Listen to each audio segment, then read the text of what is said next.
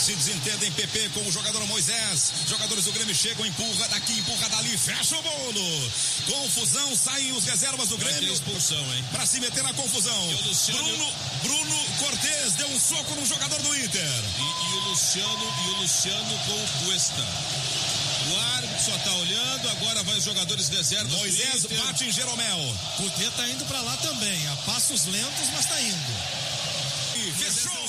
Fechou a pauleira.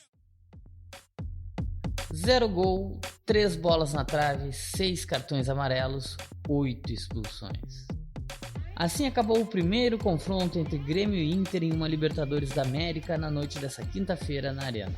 Ao final da partida, os mais de 53 mil torcedores assistiram a cenas lamentáveis quando os jogadores da dupla iniciaram uma briga generalizada. Do tricolor, PP, Luciano, Caio Henrique e Paulo Miranda levaram cartão vermelho. Já pelo Colorado, Edenilson, Moisés, Vitor Cuesta e Bruno Praxedes deixaram o gramado mais cedo. A confusão levanta questionamentos sobre como serão os próximos encontros entre os times. Em um ano que ainda poderemos ter até mais 8 grenais. E o que esperar dessas punições aos atletas? Essa é a pauta do Direto ao Ponto desta sexta-feira, 13 de março de 2020. Eu sou Thiago Medina e comando o programa hoje. Bem-vindos!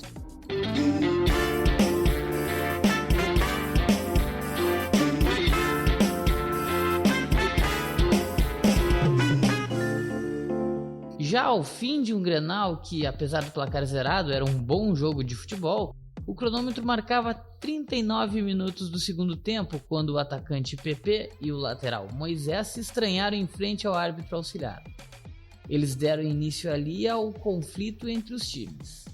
A partida ficou 10 minutos parada enquanto o clima esquentou, e muito, dentro de campo.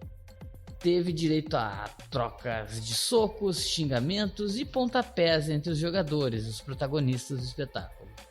As cenas lamentáveis só foram encerradas com a distribuição de 8 cartões vermelhos, 4 para cada lado, deixando as equipes com 8 jogadores em campo. A gente não errou a conta, foram 3 jogadores que estavam atuando naquele momento e mais um do banco, 4 de cada lado. O dado curioso é que esse Grenal das Américas foi o segundo jogo na história da Copa Libertadores com o maior número de expulsos. Isso até virou uma matéria no Correio do Povo publicada aqui no site. Convenhamos, não é uma marca de se comemorar. E ao que parece, os protagonistas dela sabem disso. Após a partida, o capitão do Grêmio, Pedro Jeromel, lamentou o ocorrido e disse que o caso manchou a grandeza do Clássico Grenal. Foi um bom espetáculo de futebol. Infelizmente foi marcado aí pela confusão no segundo tempo, no finalzinho do jogo. Ali no campo a gente não consegue ter noção, dimensão do que está acontecendo. Aconteceu lá na ponta direita, um lance, o jogo estava sendo disputado, estava sendo jogado. E a confusão se inicia ali no lance, que o Moisés faz uma falta e sai pisando, levantando no PP. E eu, sinceramente, não sei te dizer porque os ânimos se exaltaram, porque teve essa confusão toda. Com certeza todos somos culpados, todos temos nossa parcela de culpa. Eu acho que temos a oportunidade aqui de dar um exemplo para todo mundo, onde hoje cada vez mais o país está num momento que está com, como eu vou dizer, uma polarização onde todo mundo, ninguém mais respeita ninguém, o que eu acho é certo, o que você acha é errado, ninguém. Então a gente tem a oportunidade de, como jogador de futebol, dar um exemplo e não demos. Então eu me sinto envergonhado como capitão do Grêmio, o que aconteceu dentro de campo, pela repercussão que vai dar. Mas de coração não era nosso desejo, a gente veio para jogar futebol, veio para competir, veio para ganhar. A gente queria demonstrar um grande futebol, um grande espetáculo para o público e infelizmente por esses 5 minutos aí não foi a imagem que a gente passou. O técnico Renato Portaluppi considerou que a partida teve a cara da Libertadores, muito acirrada e com torcida apoiando, e deu a entender que foram os colorados os responsáveis pela briga. Infelizmente nós tivemos esse lance com o Moisés e o PP e aí gerou essa confusão toda, que ninguém gosta disso, e infelizmente manchou o espetáculo. Eu já vi as imagens, tem inclusive, eu quero que vocês vejam também uma imagem no primeiro tempo. Se tem o VAR ali, vocês vão ver as imagens e vocês vão ver a imagem de quem começou a confusão. Mas independente de quem começou a confusão, eu não estou aqui para para livrar a cara dos meus jogadores e falar que o Internacional não é nada disso. Estão errados, 2 times, sabe? Foi uma vergonha. O assunto também foi debatido no Inter. O goleiro Marcelo Lomba chegou a se desculpar pela briga. Ali, às vezes são frações de segundos que realmente leva muita coisa a perder, a imagem do espetáculo perder. A gente pede desculpa ao torcedor, ao telespectador que conferiu o jogo, mas enfim, são coisas para conversar e resolver internamente. A gente errou, assumiu o erro, enfim, não dá para entender muito bem o que aconteceu, porque ali dentro de campo é muita pressão, de repente é uma faísca e começa algo. Realmente a gente pede desculpa, mas vamos falar de futebol porque teve um grande jogo e isso é mais legal. O técnico argentino Eduardo Cudê, por sua vez, lamentou que a pancadaria ocorreu no melhor momento do Inter no jogo. Ele disse ainda que foi uma partida intensa para todos. Creo que esa confusión se armó en el mejor momento nuestro, ¿no? Donde estábamos controlando la bola, estábamos llegando.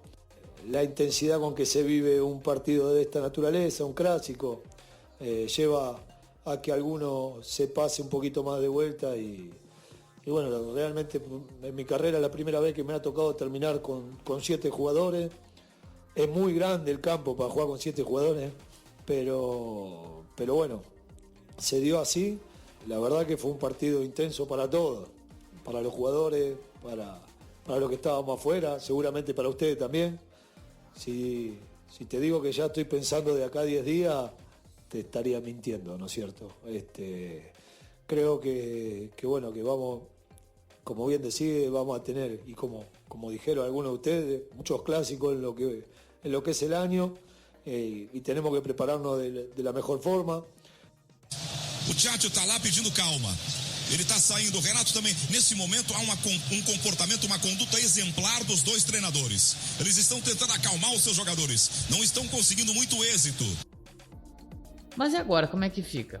Bem, os atletas expulsos passarão por um julgamento no Tribunal de Disciplina da Conmebol e poderão sofrer sanções.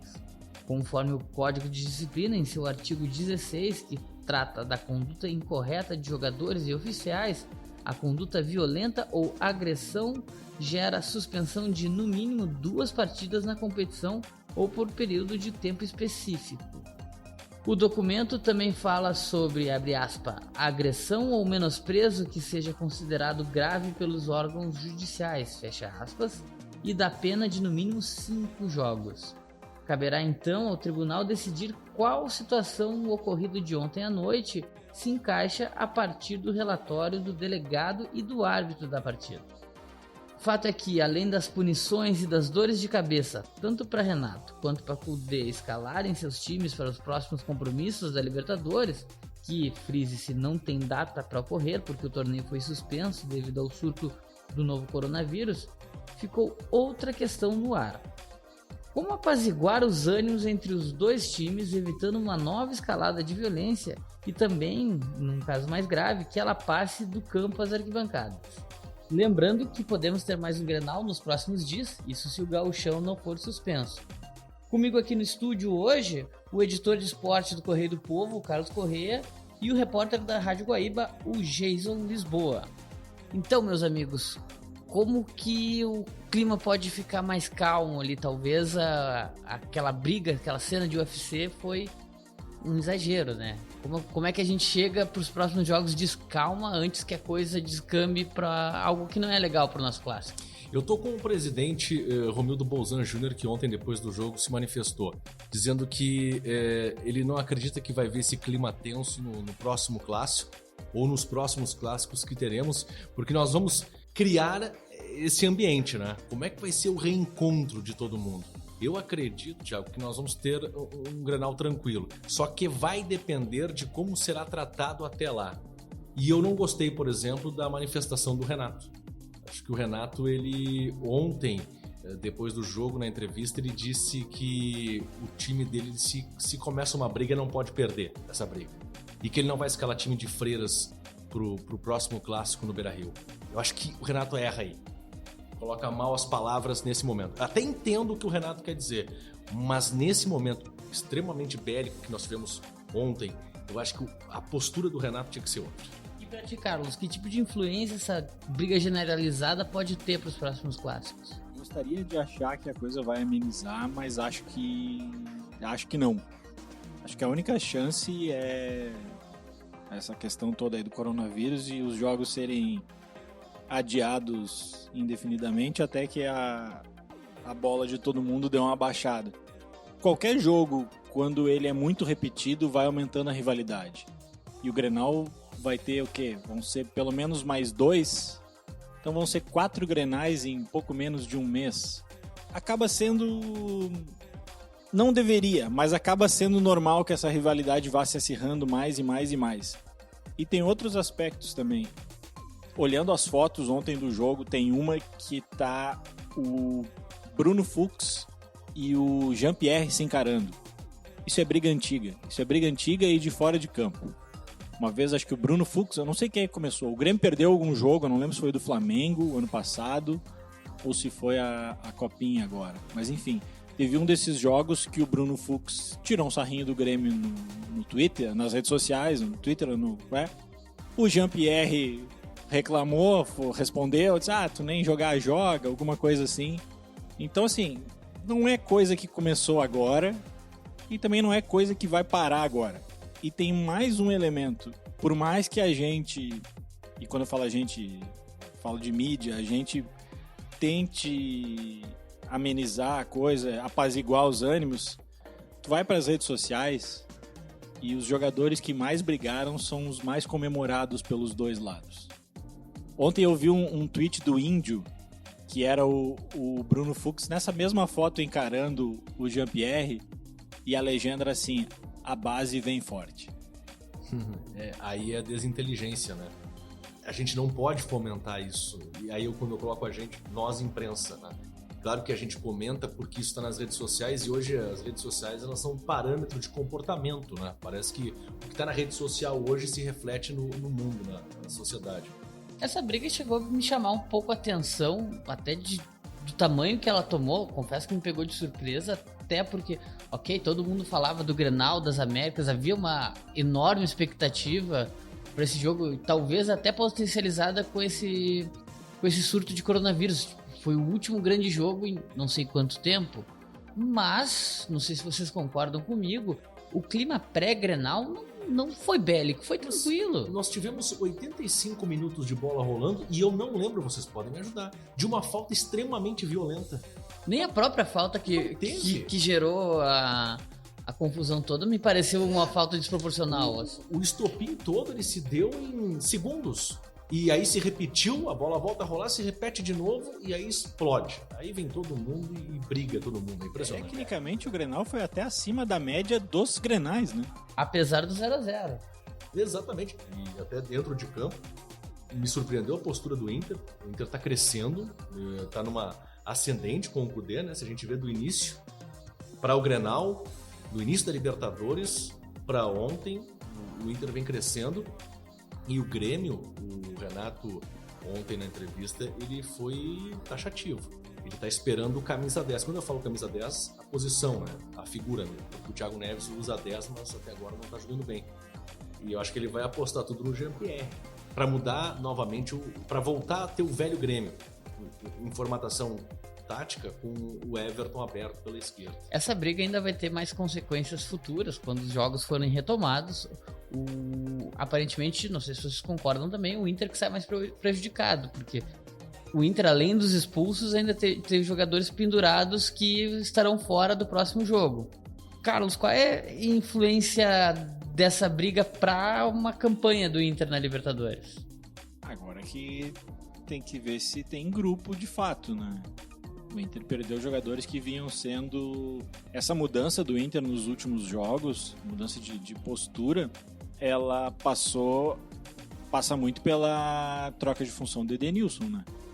Quando finalmente o Cudê tirou o Lindoso daquela função e botou o Edenilson, que é um jogador que tem mais capacidade de articulação, não é um meia articulador, mas enfim, tem mais capacidade de articular do que o Lindoso, o Inter melhorou bastante. O Inter não vai ter esse jogador.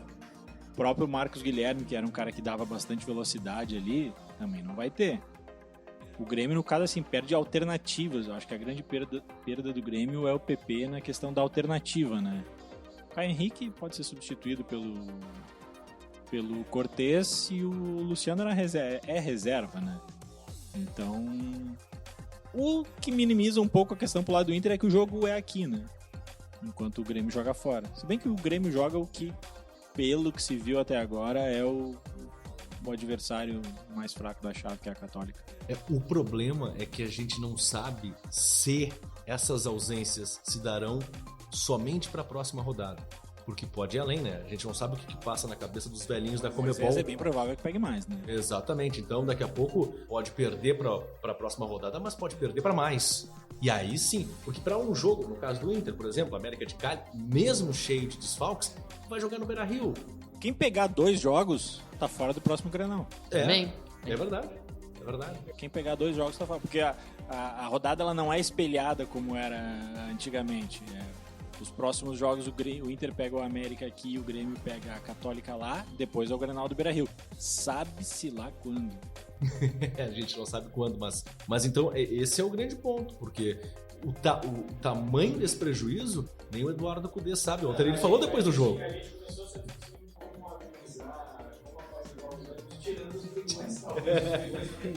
Não, o mais curioso é que o Grenal do Gauchão tá todo mundo liberado. Os brigões podem jogar sem problema. E até por isso, vocês acreditam que vai ter um clima bélico? Caso esse Grenal aconteça de fato daqui a 10, 15 dias? Eu tô com o presidente Romildo no início. Eu acho que nós vamos criar essa expectativa. Nossa, vai ser um horror, meu Deus, o que vai acontecer nesse próximo Grenal? Eu tô com a opinião de que não vai acontecer nada. Que daí os caras vão se acertar, vão conversar, né? Vamos ser maduros em algum momento das nossas vidas, né? Pelo amor de Deus. Entram em campo, claro que vai ter disputa, vai ter, enfim, dividida, vai ter vontade de vencer, mas eu acho que não vai ter confusão. Só que eu só acho, né? Assim como o presidente Romildo, nós só achamos isso. Daqui a pouco pode acontecer o que aconteceu ontem, mas eu não acredito. Acho que... Porque o que aconteceu nesse foi muito feio e não fica só entre nós aqui. Então, o mundo inteiro, hoje, a gente abre os portais internacionais e todo mundo fala da vergonha que foi a briga de ontem na arena. Eu não sei até que ponto o aspecto de... É muito provável que esse próximo Grenal do Gauchão não tenha torcida, né? Eu não sei até que ponto isso não contribui positivamente para segurar os ânimos. Porque também ontem tem muito disso, assim, de... tô na frente do meu torcedor, seja o gremista ou colorado. Mas vai muito no embalo, assim. Torcida inflama os ânimos nesse momento, assim.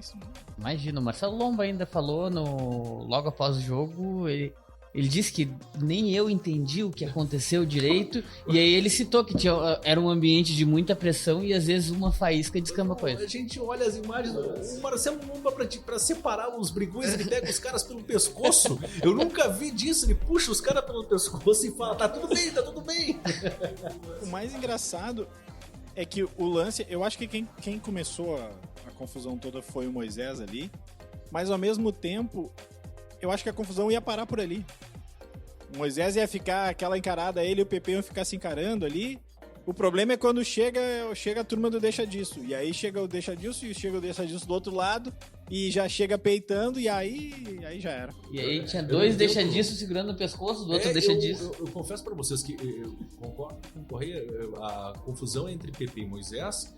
Tudo bem.